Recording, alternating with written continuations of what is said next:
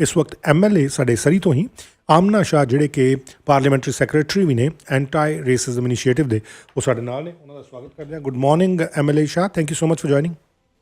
Thank you so much for having me this morning. I'm very much sure that you want to give some update or want to shed some light on the work of British Columbia's task force, who is, taking care of all the cases of extortion. Yes, I certainly do. And, before I begin, I do want to acknowledge these extortion attempts that are being made against members of our community. They're deeply concerning, completely unacceptable, and I understand that there is a genuine fear in our community right now. Hardworking families in Surrey and Delta and Abbotsford across the province are facing these unacceptable extortion attempts. And that is exactly why, we have been advocating to the federal government for resources here in this province. That's exactly why we have advocated for bail reform, which we recently have seen has gotten us some very positive results in the right direction. And very importantly, so our BC Extortion Task Force is working with every single minute that they have to put these criminals behind bars. And we're seeing the results of their good work.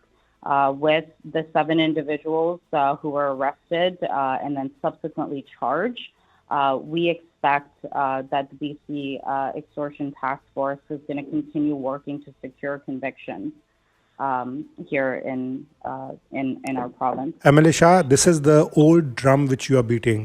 What is new? How will you counter the Member of Parliament Sukh Dhalliwal's statement that there is no need for the BC's task force?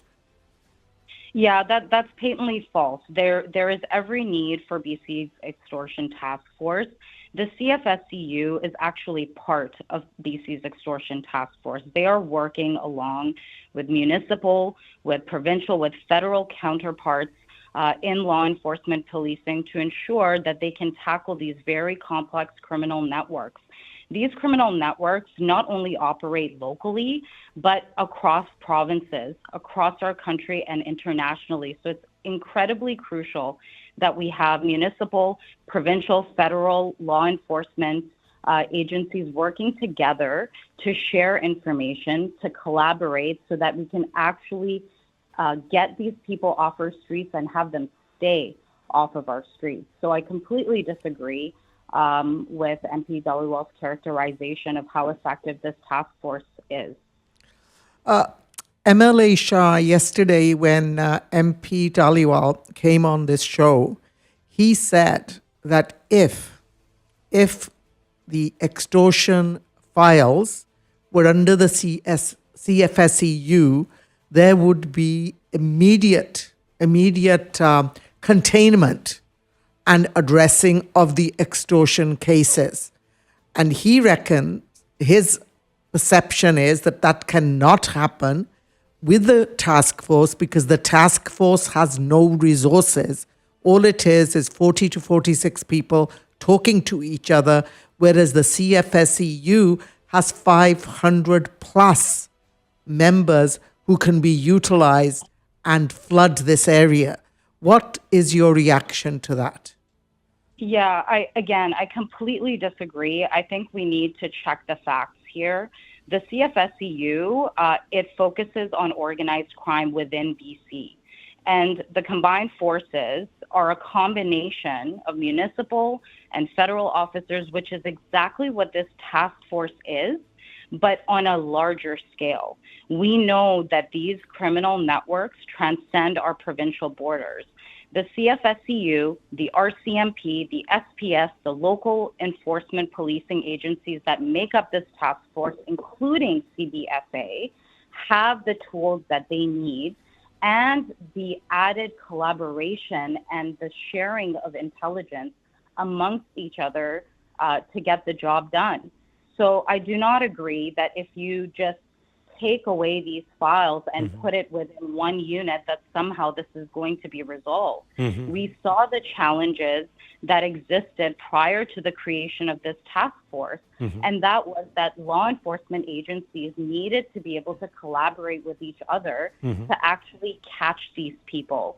So no, I do not agree that the CFSCU is somehow the magic string that can solve these very complex files. Absolutely not. MLA Shah, Mr. Dhaliwal, he claimed as well that if somebody ask, the chief of Surrey Police Service, he will be happy to handle all the files to CFSCU. Well, I wasn't a part of that conversation, and I still do not understand why MP Dhaliwal thinks that taking that collaboration out of these files is somehow a step in the right direction. We need everybody to be working together on this.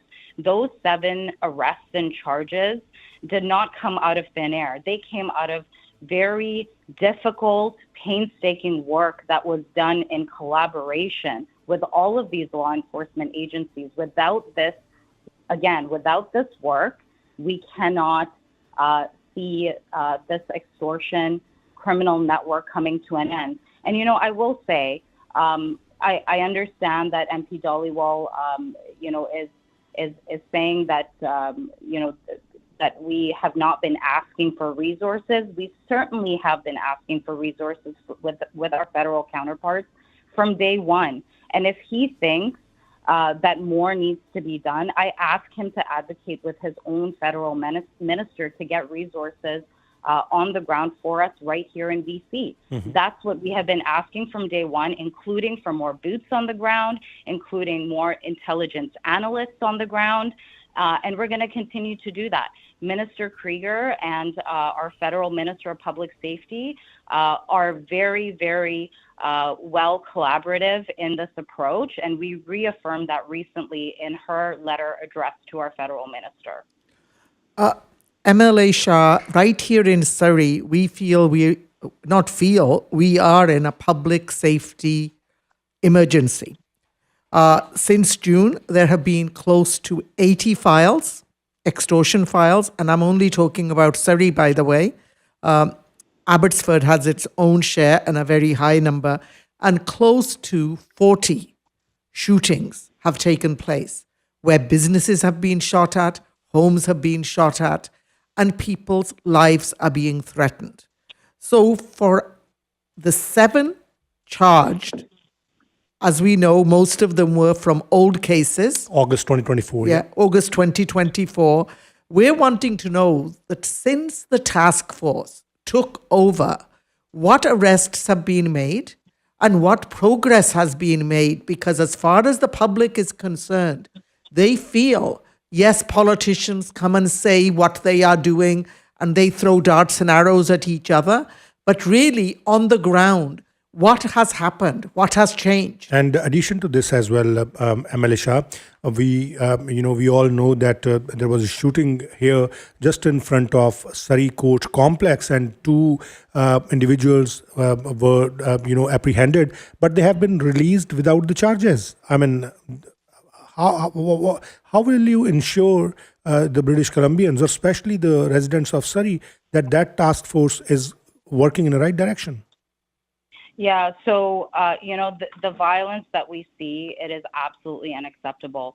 But I can assure you that every single day, the police and the prosecutors who are working hand in hand are closing in on these criminals. We're cutting off the money that is coordinated nationally and internationally, and we're bringing every level of resource that we can to the table for the police and prosecutors to do their job. But what about the hands, those who are shooting the guns? What about the hands, those who are shooting the guns?